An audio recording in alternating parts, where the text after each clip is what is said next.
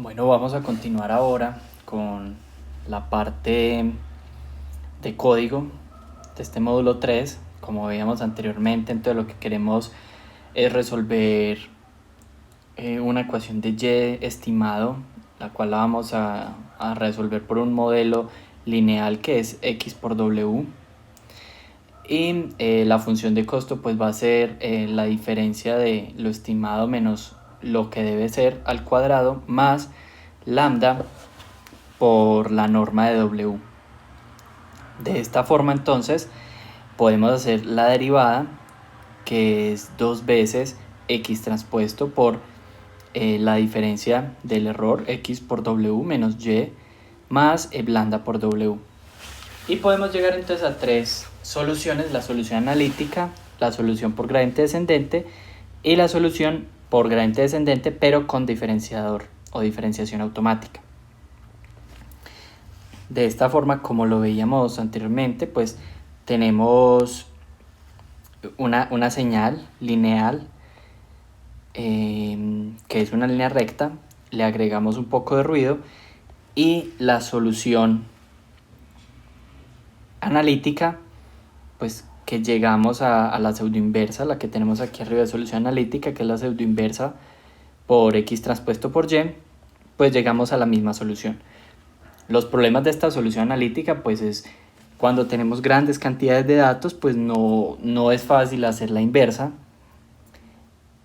y necesitamos otro tipo de estrategias. Una estrategia, como la mencionábamos, es la de gradiente descendente. Aquí vemos la ventaja de utilizar gradiente descendente y es que podemos partirlo en épocas y en baches, con lo cual no tenemos que cargar toda la información de tope en la RAM y podemos ir entrenando el modelo. De esta forma entonces elegimos la cantidad de épocas, elegimos la cantidad de elementos que se van a analizar por los datos totales. Pues se hace una partición, en este caso de 32. Vamos a ver esto, es como si tenemos aquí los datos totales, la idea es ir pasando pedazos de información para poder ir entrenando el algoritmo. Entonces todos estos pedazos permiten llegar al mejor modelo estimado. Bien. El learning rate, que es el alfa que nosotros veíamos, es la cantidad o lo que pondera el gradiente hacia donde nos movemos. Y en este tipo de algoritmos tenemos que inicializar los parámetros. En este caso los inicializamos como una función gaussiana, de probabilidad gaussiana con media 0 y distribución 1, y tomamos dos valores en este caso. Bien, lambda, que sería la regularización, en este caso la ponemos en punto 1. Y ahora lo que sigue es hacer un for por épocas, hacer un for por baches y sacar la información de los baches. Sacar las respuestas de cada bache y hacer las estimaciones. ¿Con qué? Con el W que inicializamos aleatoriamente. Esto con el fin de calcular el gradiente y poder calcular un nuevo W. Todo esto recordemos que nos va a permitir, si esta es la función de costo, pues en este caso debe de ser así y solo hay un punto crítico. Entonces nosotros los inicializamos en cualquier punto y lo que queremos hacer es con el gradiente descendente es ir llegando poco a poco al punto crítico. Bien, ahora entonces después de esto lo que tenemos es explotar la señal original, que es y, la que no tiene ruido, y luego hacer el y estimado, pues que es toda la información o todos los datos multiplicado por W. La idea entonces aquí es mostrar cómo difieren en las dos rectas, para que finalmente podamos ver lo que se aprecia acá, que es esta recta que se va a ir acomodando hasta que llega exactamente al valor original. Bien, entonces vamos a ejecutar esa celda. Y cuando ejecutamos la celda, entonces vamos viendo cómo se va organizando la línea estimada. Vemos que ya está encima y vemos que no necesita más épocas para poderse calcular. Bien, como esto es un algoritmo que vamos a pararlo, pues ya no necesita más, ya llegó al ajuste correcto. Como este es un algoritmo que inicializa aleatoriamente, cada vez que lo inicialicemos puede inicializar en partes diferentes. Por ejemplo, aquí en este caso inicializó diferente y se demora un poco más en llegar a la estimación de los parámetros que me generan esta recta. Bien, si vemos ya en esta iteración, básicamente el gradiente es 0 y lo que sucede es que si ampliamos un poco la función de costo, si ampliamos un poco la función de costo, lo que estamos haciendo en este caso es, ya estamos muy cerca del punto crítico, siendo este el punto crítico. Sin embargo, no es estable, entonces vamos de un lado para otro, pero ya, si vemos, llegamos casi a la estimación que queremos. Prácticamente podríamos decir que el W estimado es muy parecido a nuestro W original, que son los dos parámetros de la recta, que serían aquí en este caso A y B, que serían respectivamente W0 y W. Bien. Veamos entonces acá, pues simplemente estoy ploteando los resultados y lo que quiero hacer es ver o identificar, pongámoslo un poco más grande para que se vea mejor.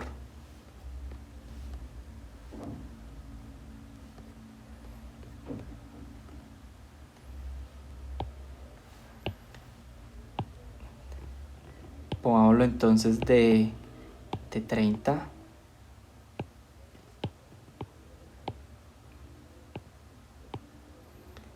Y de 30.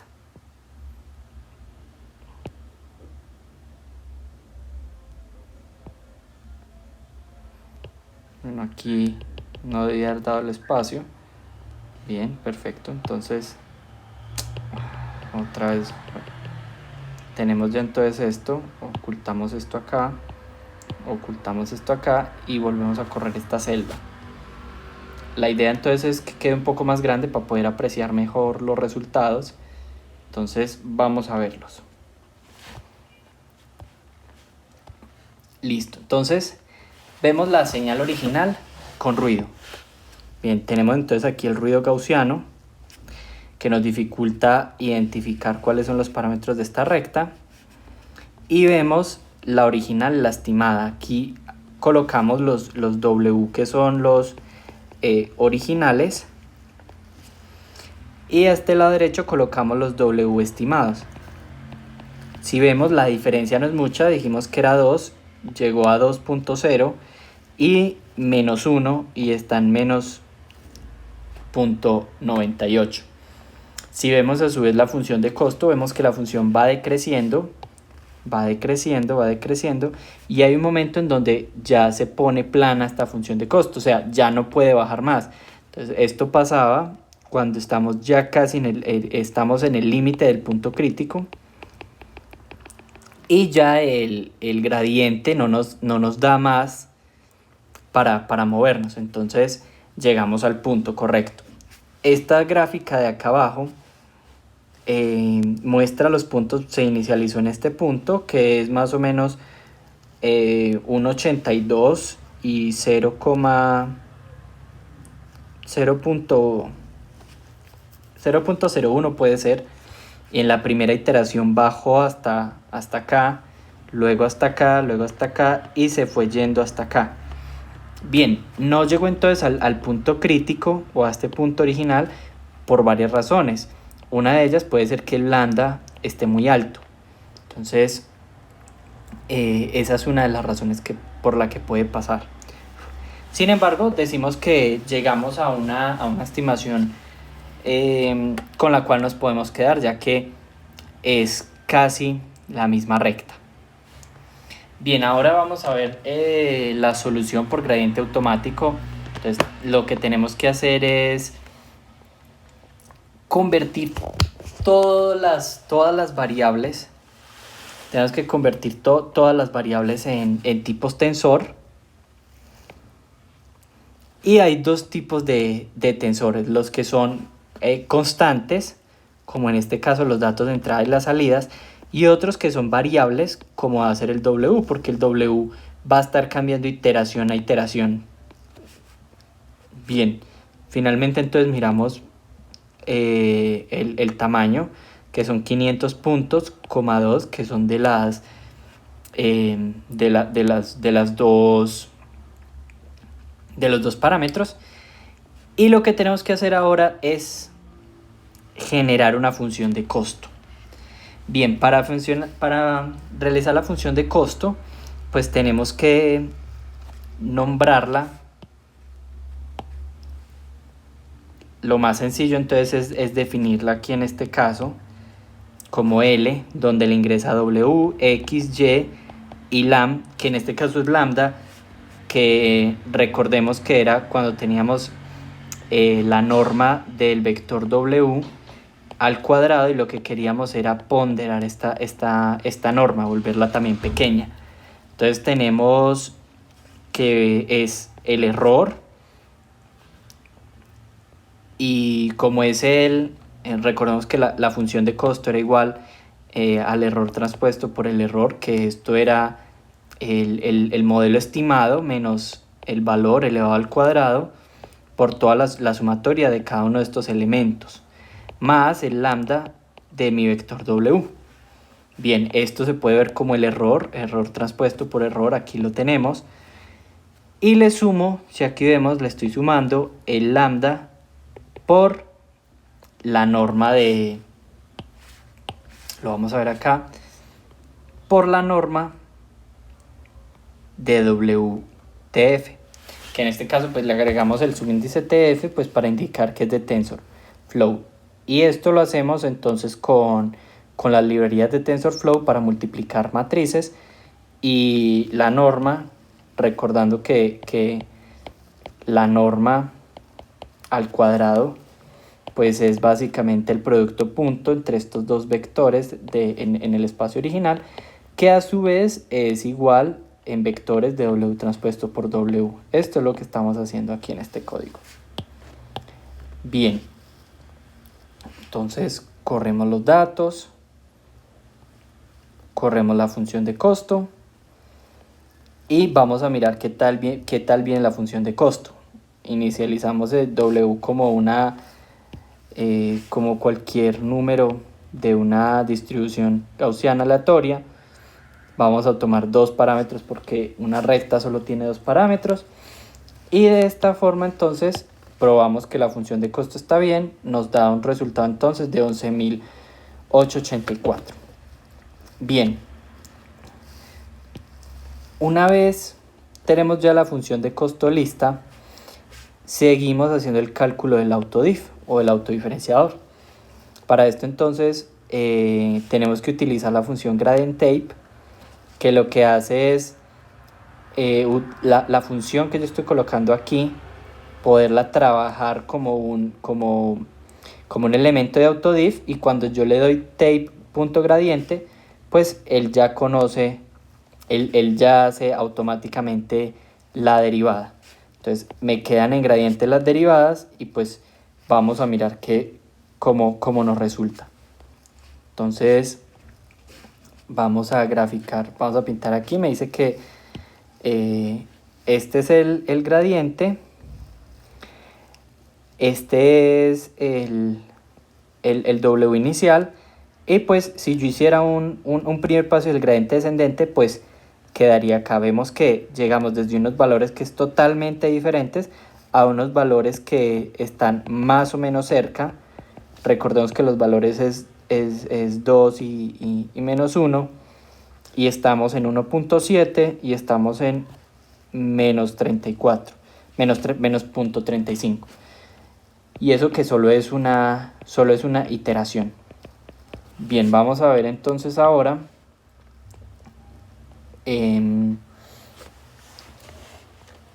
cómo ya realizarlo por medio de pues, el gradiente descendente, por medio de épocas y por medio de lotes. Entonces aquí tenemos los fors, ya sabemos cómo calcular aquí el gradiente y lo único que queremos hacer es calcular, bueno, nuestro gradiente.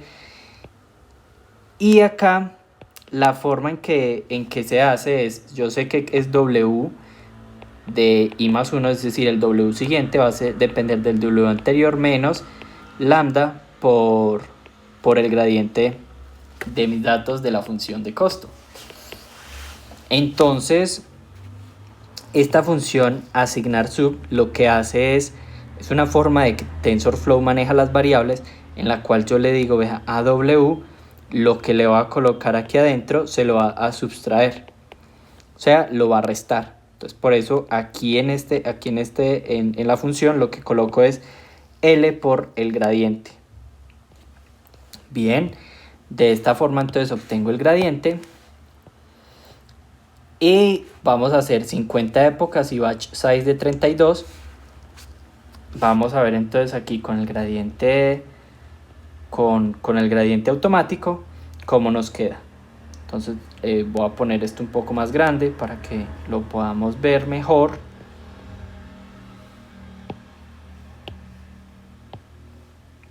Bien, lo que queremos entonces es,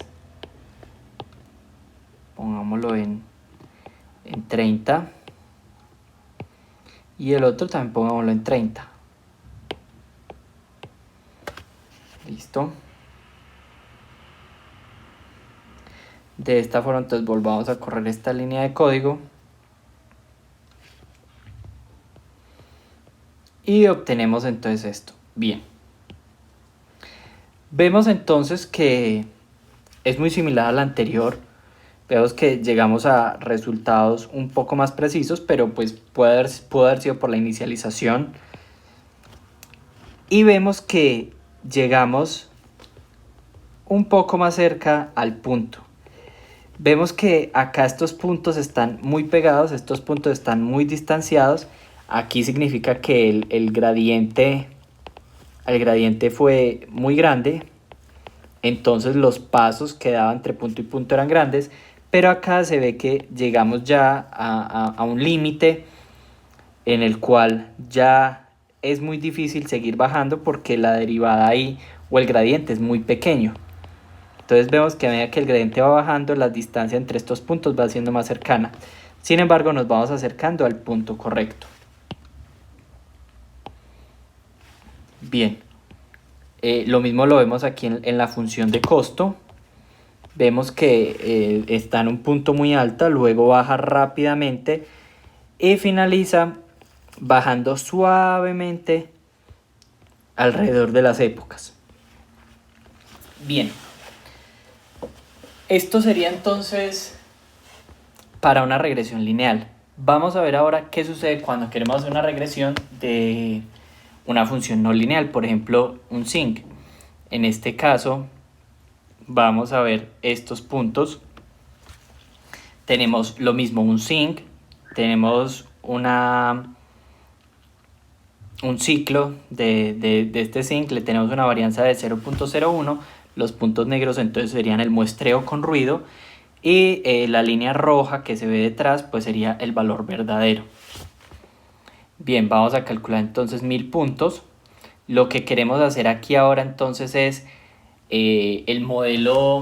implementar el modelo con kernels, y para implementar el modelo con kernels pues entonces teóricamente él lo llevaría a un espacio de infinitas dimensiones, que es lo mismo a la cantidad de dimensiones de cada muestra, pero en este caso, por temas de practicidad, para que sea rápido, los puntos azules van a ser los puntos de soporte. O sea, cada punto azul va a ser va a ser una dimensión en el espacio de Hilbert. Entonces estamos tomando algunos elementos y con ellos pretendemos poder hacer todo el modelado. Veamos esto como, voy a borrar esto acá, veamos esto como de la siguiente manera. Lo que queremos hacer es que en cada uno de estos puntos se va a hacer una gaussiana que va a depender del ancho, y entonces los puntos que están acá cerca nosotros decimos que se parecen a este punto de acá. Entonces, por ejemplo, este punto se va a hacer una gaussiana más elegante, así por ejemplo, y todos estos puntos se van a comportar como este. Lo mismo para los otros puntos, de esa forma se puede ver.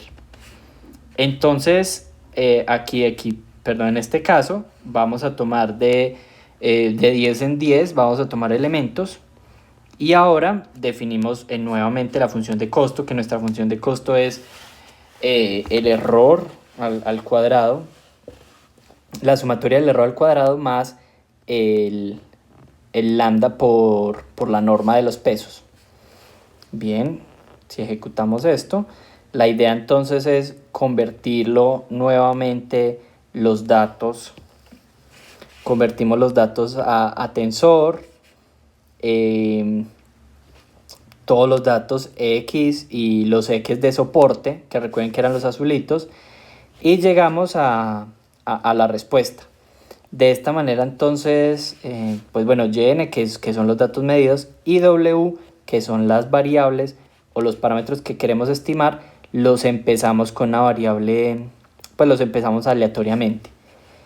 Ahora creamos el exponente, para esto era el TensorFlow probabilístico, hacemos un kernel exponencial con los datos de soporte versus todos los datos. Finalmente colocamos un valor para el learning rate, la tasa de aprendizaje, y otro valor para lambda. Definimos el número de épocas, el batch size, y todo sigue su curso normal, es decir, hacemos los for por épocas y por batch, seleccionamos los batches.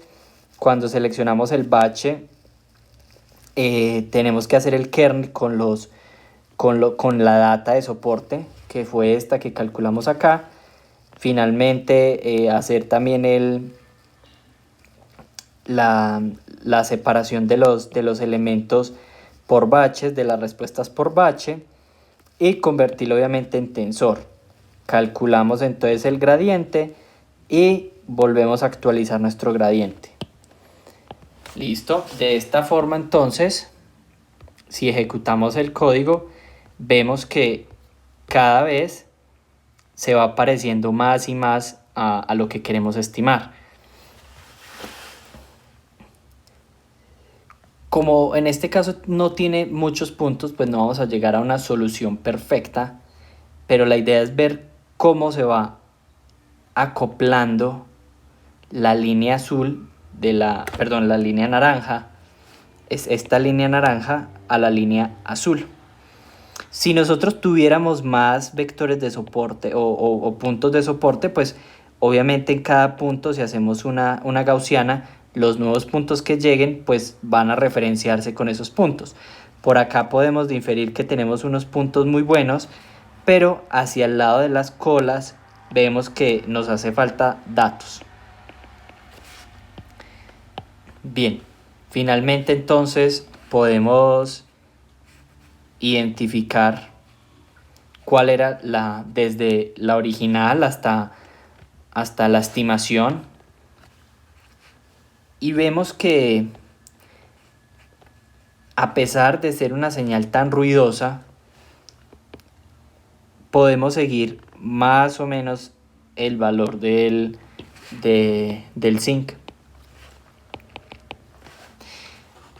Vemos que la estimación no es perfecta, tiene algunos errores, pero estos errores, si vemos nosotros la función de costo, ya no dependen de ponerle más épocas, porque la función de costo acá sigue ya un camino lineal, es decir, que el gradiente, ya el gradiente es muy pequeño. Entonces pueden pasar dos cosas. Una es que nuestra función, pues como no es convexa, pues haya quedado en un punto de un mínimo local y no haya podido llegar al mínimo global. Y esto se debe a la inicialización. Si nosotros inicializamos los datos por acá, incluso puede quedarse acá la respuesta. Entonces en este caso hay dos opciones. Una opción primera es cambiar los W, la inicialización. Y la otra opción es cambiar el learning rate, jugar con el learning rate. Podemos también cambiar la cantidad de regularización en W y podemos ver qué sucede. Entonces vamos a hacer eso. Vamos entonces a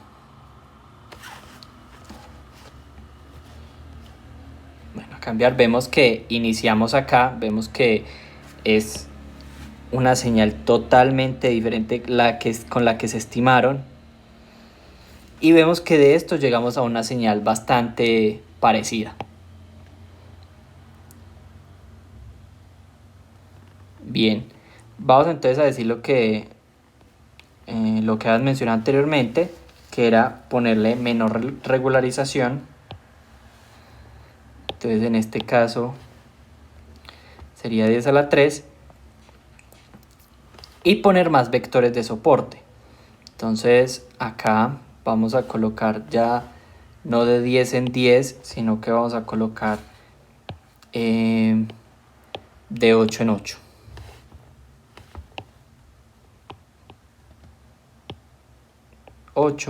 Y aquí abajo también 8. Bien, volviendo a correr entonces acá, vemos que ya hay más puntos azules. Corremos todo otra vez y vemos las respuestas. Entonces vemos que se va a ir acoplando, cada vez está más cerca de alcanzar la estimación, y en este caso deberíamos obtener una estimación mejor a la estimación anterior.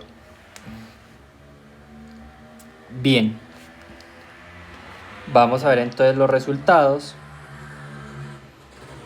y si vemos acá, obtuvimos, a pesar de que es un poco parecida, vemos que ya no hay puntos que se separen tanto de la señal original.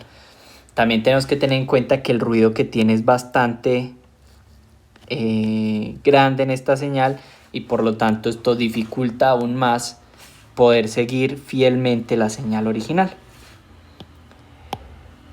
Bueno, hasta aquí entonces el